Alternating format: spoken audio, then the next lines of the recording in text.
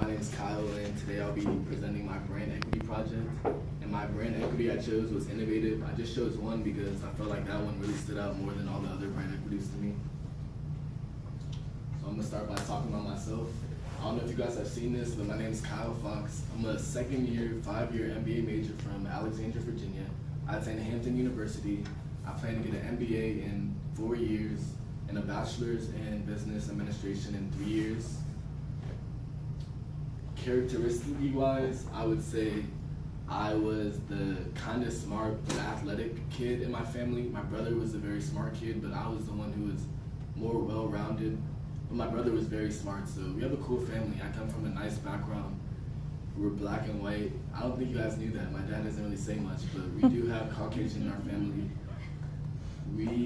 I grew up, I went to a secondary school in Alexandria, Virginia called Hayfield. We actually have that district. It's called Fairfax County. We've covered that district. They use Navient. I use Family Connection to get into Hampton University. I used a scattergram to see if I can get into Hampton, and they told me that I would get in by a landslide.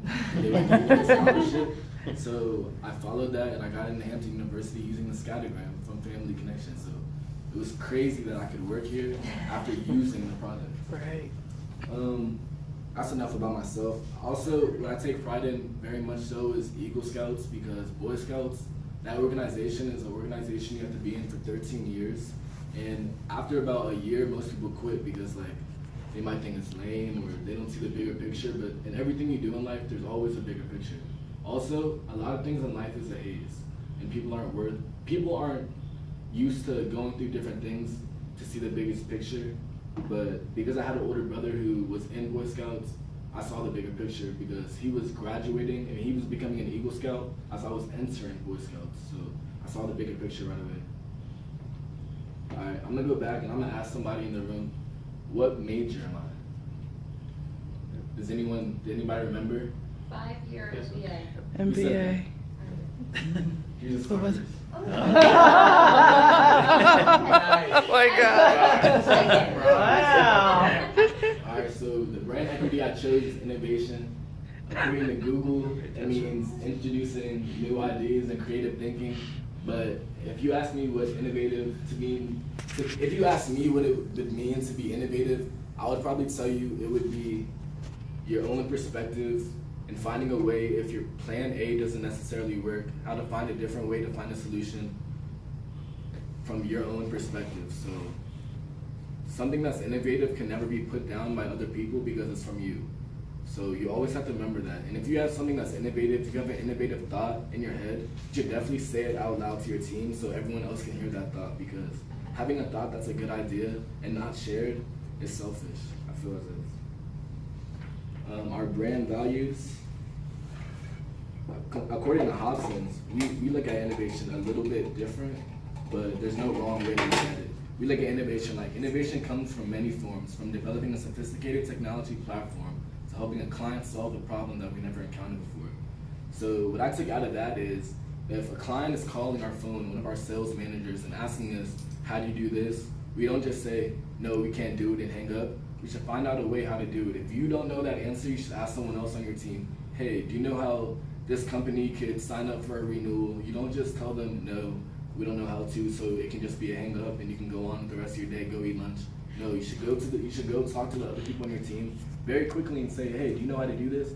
It doesn't hurt to ask. All you can get is a no if you don't know how to do this. So that's what I took out of our definition of our brand values at Hobsons. Innovative. So I kind of wanted to ask my audience, because during presentations I like to get the audience talking. Can someone tell me their definition of innovative?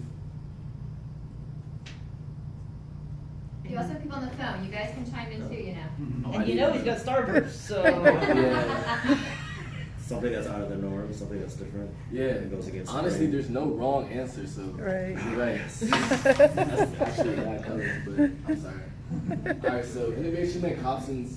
A question was, how is my brand equity correlating with Hobsons' overall goals? And I decided to write this little paragraph up and say, innovations makes Hobsons a marketplace leader in the education space because the new ideas and methods we flourish in our day-to-day work directly correlate with success our business has.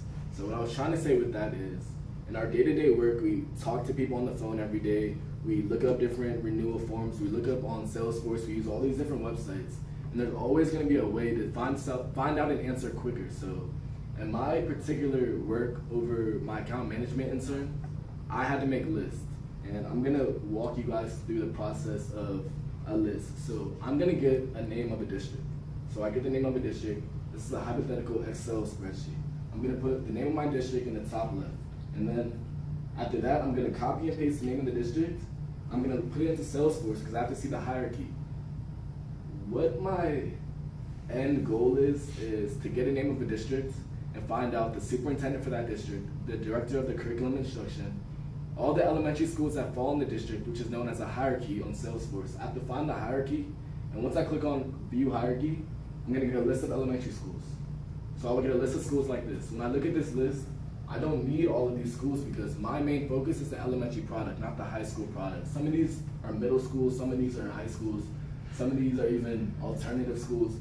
No, so I can narrow it down and press delete on my Excel spreadsheet because I only need about like 7 or 8 of these. Not all of these are important for my elementary products. So then I'm gonna copy and paste the ones I do need to put it next to my district. So then I have this. After that, after this step, this is kind of where I'm going with this. Not every district, when you go to their website, has the information. That's called a roadblock. And to figure out and get past that roadblock, you need to be our brand data. You need to like literally come up with different ideas. So many schools, when I did click on their district, they would give me a page that looked like this. I was like, contact me. Like they wanted you to contact them, but they weren't willing to give us their email address, their superintendent's number, their phone number. They would give us their school number and their address. And that's nothing for a list that I have to make. That's almost like either you skip over it or, which is cheating almost, because if someone asks me for a list and I delete one school district, that's cheating. Like, that's not gonna help our company at the end of the day. So I have to be innovative and find out different ways I can figure out phone numbers for this contact. But this particular district, this is true, it's not a lie.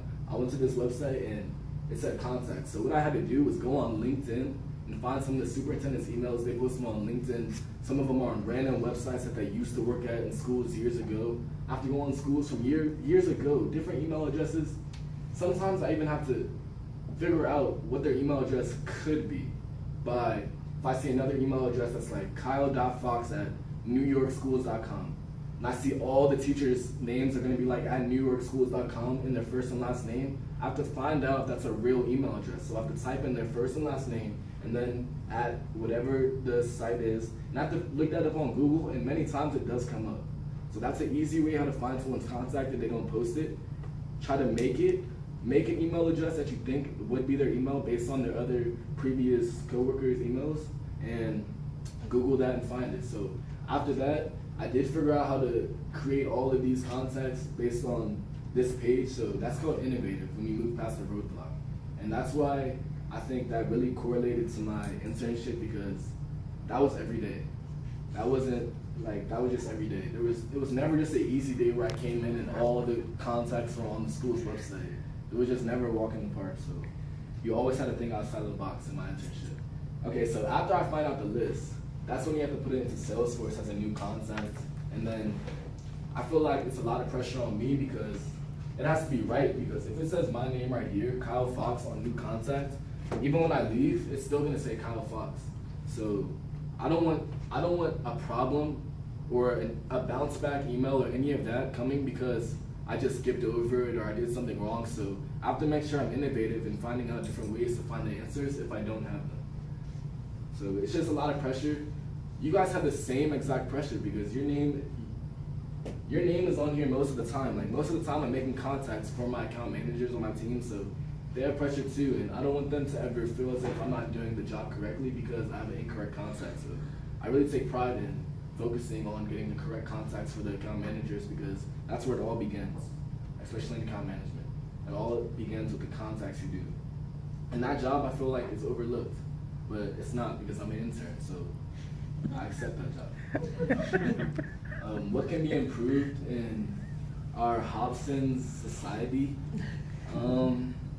I don't know. That was a hard one.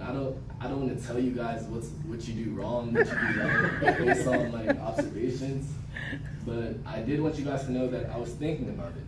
But I don't know. I'm not gonna tell you guys. But I made a slide because I was thinking about what could be improved, what couldn't be. So I just made that slide. So innovation grows as a company. At the end of the day, we're gonna improve productivity, reduce costs, be more competitive, build the value of Hobsons in our products, establish new partnerships and relationships, increase turnover and improve profitability. And basically I'm saying if innovation is used, that's all I'm saying is saying your ideas. Don't just keep them in your head. Everyone talk, because we are a culture at Hobsons, so everyone has to talk about their innovations. Everyone has to say their ideas. If you see someone doing something wrong and you keep it in your head, you're just as bad as the person who's doing it wrong. That's how I feel.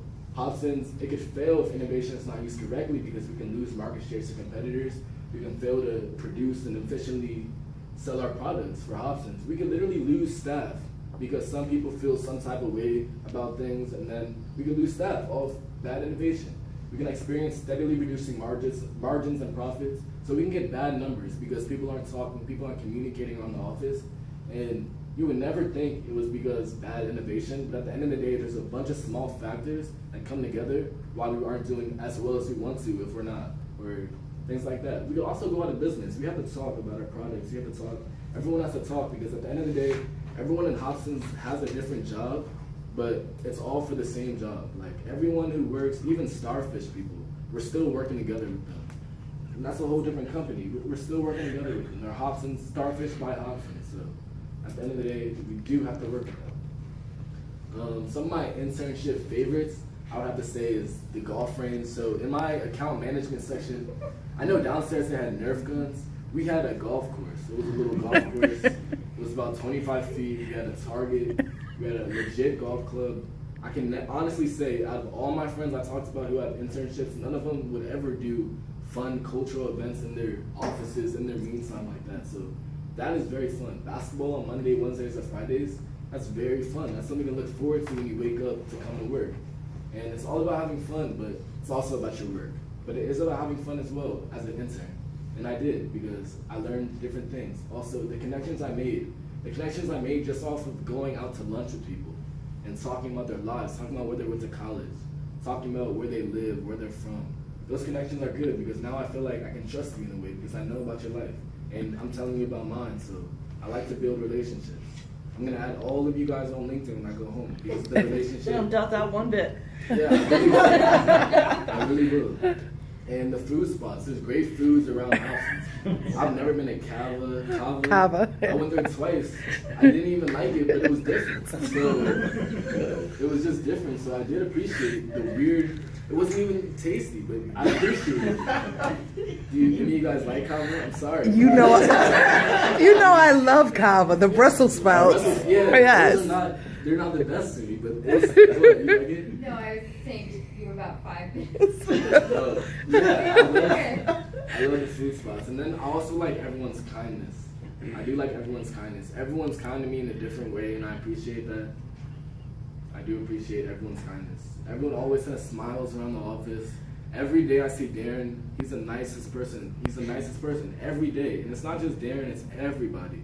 Everyone is all smiles in this office, which I appreciate because I know based on the work you're doing, it's not really all smiles.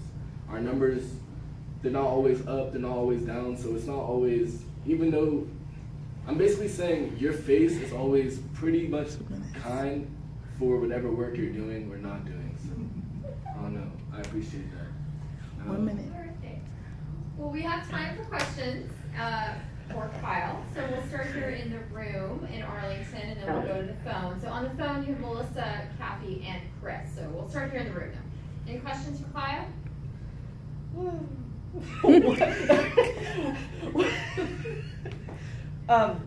Not a big fan of Brussels sprouts, I hear, but I just had to say something about that because I'm just laughing so hard about the whole food thing. You did a really great job. You are a relationship guy. I have nothing to do with your internship whatsoever, but I feel the need to say, like, good Lord, everybody, can we just, like, keep him to be our relationship guy? Sorry, girl, has serious questions. Go ahead. Questions? How How about in Cincinnati? So, okay. Oh, actually, No. sorry, I'll do see you- if they have one. Okay, Cincinnati, why don't you, any questions for Kyle?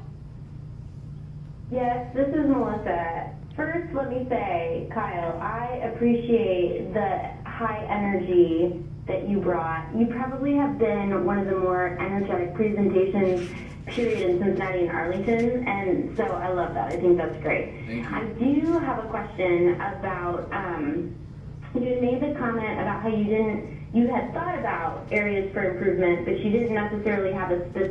About what can be improved, I would say that I would want people to talk nicer about each other. I would want people to talk nicer about each other all around. Because people felt like I was like, everyone talked to me. I don't know, a lot of people talk to me. And I just want everyone to always have good things to say about other people. But some people aren't necessarily doing their job, so I'm not going to say that as what can be improved. Because, I actually don't know, but I would just want better vibes in the office. I would want more people to have good things to say about people. So I would, it's just, that's personal stuff. So I wasn't really going to touch much on that, but I think everyone should have better things to say about their coworkers. Kyle, this is Kathy. I appreciate you sharing that. So it's personal stuff, but you know what, that stuff means a lot. And so thank you. I'm glad Melissa pushed you a little bit on that. You're welcome. Other questions for I don't think we have any other questions on this end.